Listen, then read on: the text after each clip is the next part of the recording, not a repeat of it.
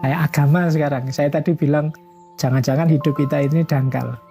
Hari ini banyak fenomena yang menunjukkan bahasa saya kedangkalan beragama, bukan kematangan dalam beragama. Jadi misalnya agama yang jadi formalistik saja, agama yang kayak formalisme, pokoknya sudah sholat ya sudah, pokoknya sudah. Nah ini parameter-parameter formalnya, melupakan misi besarnya agama. Banyak orang yang bahkan memanfaatkan agama untuk kepentingannya. Sebenarnya ini kepentingan egois, cuma di atas namakan agama.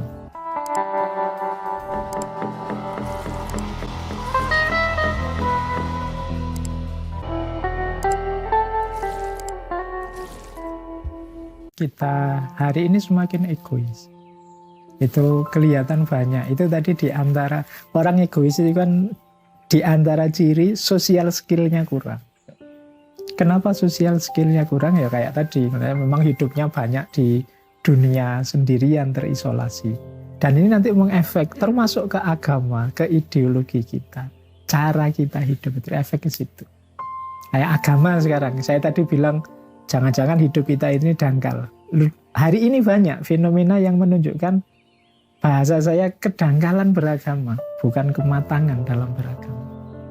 Jadi misalnya agama yang jadi formalistik saja, agama yang kayak formalisme, pokoknya sudah sholat ya sudah, pokoknya sudah. Nah ini parameter-parameter formalnya, melupakan misi besarnya agama. Atau bahkan ketika orang tadi pakai istilah egoisme, individualisme tadi, banyak orang yang bahkan memanfaatkan agama untuk kepentingannya. Sebenarnya ini kepentingan egois, cuma di atas namakan agama. Saya itu sering ngasih contoh ke teman-teman. Misalnya kan di Al-Quran itu ada ayat wala taqrabuz zina, jangan dekat-dekat zina. Tapi ada juga ayat wa ja'alnakum syu'uban wa qabaila lita'arafu, dan kami ciptakan engkau berbangsa bersuku-suku untuk saling mengenal. Nah ini orang pakai dua ayat ini kadang-kadang secara ganti-ganti sesuai kepentingan. Kalau pas saya tidak punya pacar, saya bilang ke orang lain wala taqrabuz zina. Nah, pacaran itu dekat dengan zina. Tapi begitu saya punya pacar, dalilnya ganti. Wa ja'alnakum syu'uban wa qabaila lita'arafu. Kita itu diciptakan untuk saling mengenal. Saya tidak menyalahkan tentang dalilnya, cuma ini kepentingan kita dulu ternyata yang bunyi. Ayatnya kita ambil belakangan untuk kepentingan kita.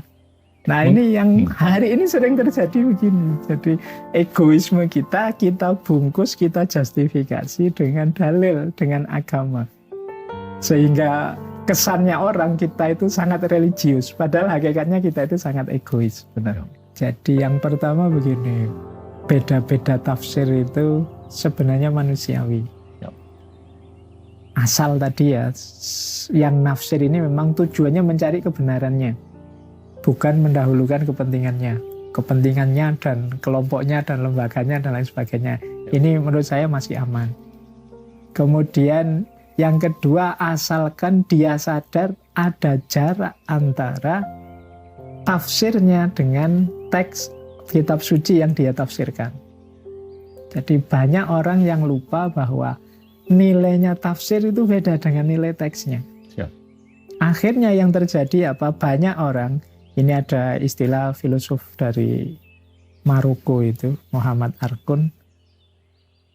Dia bilang tafsir itu oleh umat Islam hari ini sering berposisi seperti teks kitab sucinya.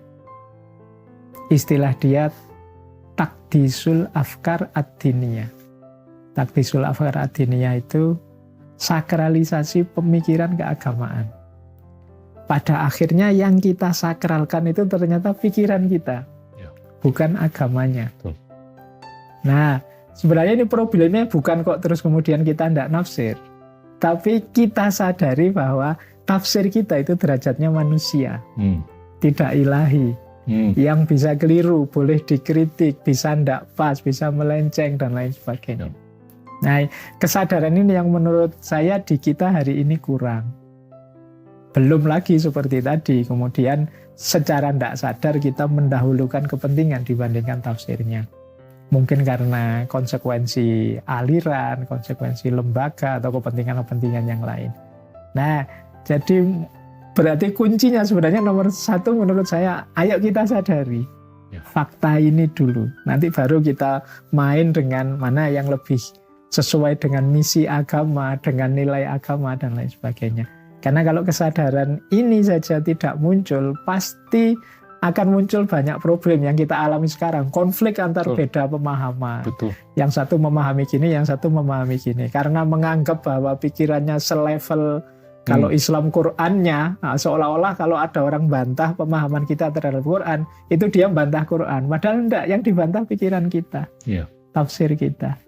Nah, kesadaran ini yang menurut saya perlulah kita bareng-bareng sadari.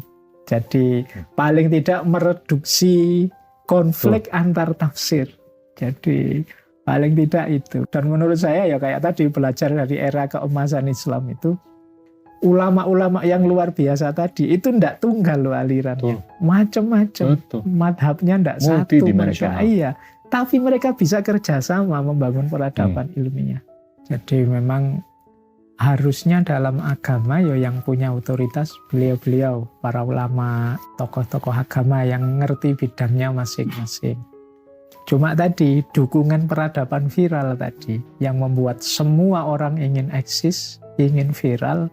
Hari ini muncul banyak orang yang kalau bahasa filsafat itu tidak kenal dirinya, tidak ngerti kapasitasnya.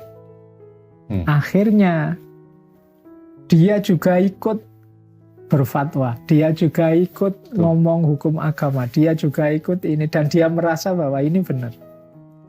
Sehingga terjadi chaos tadi. Setiap orang merasa berhak tampil, berhak ngomong di bidang agama, dia lupa bahwa itu bukan bidangnya. Dia tidak ahli di situ. Jadi karena individualitas tadi merasakan hakku untuk ngomong. Ini perlu uraian panjang ini tentang kesadaran hak ini. Kesadaran hak itu kalau plus lupa diri, lupa batas, itu juga bahaya. Jadi siapa aku ini? Saya berani ngomong filsafat misalnya ya karena saya ahli filsafat, tapi saya tidak berani ngomong fisika, saya tidak berani ngomong neuroscience, saya tidak berani, bukan bidang saya. Nah, kesadaran ini menurut saya hari ini penting. Tidak serta-merta saya membaca satu buku neuroscience misalnya, terus saya ngomong, ayo Pak, kita ngobrol neuroscience. Tidak begitu, saya bukan ahlinya. Nah itu, tapi banyak orang hari ini merasa begitu. Membaca satu postingan tentang cara sabar, terus saya bisa nasihati orang sekarang tentang sabar. Nah, ini yang sulit. Sekarang banyak itu. Jadi, begitu dikirim, di forward. Ada di copy paste saja, terus tidak ngerti. Padahal di bawahnya ada kalimat, ini salah apa benar, hoax apa enggak, itu lupa dia. Di bawahnya ada tulis. Kita terjebak di situ. Kita tidak betah baca, dibaca atasnya saja, seolah-olah ini fakta. Padahal sebenarnya ini, dia ingin tanya, ini benar apa tidak. Tapi itu sudah kita share. Jadi kalau istilahnya filosof, namanya yang Bloodiat itu. Kita itu hari ini peradaban kita namanya ekstase komunikasi. Jadi kita itu kayak orang ekstase. Ngomong apa ya enggak sadar, nge-share apa ya enggak sadar, kayak orang ekstase. Yang penting berkomunikasi. Jadi tindakan komunikasi dianggap lebih penting daripada maknanya komunikasi. Jadi kalau saya tetap tadi, setiap orang sadar porsi dan proporsinya. Ini yang pertama.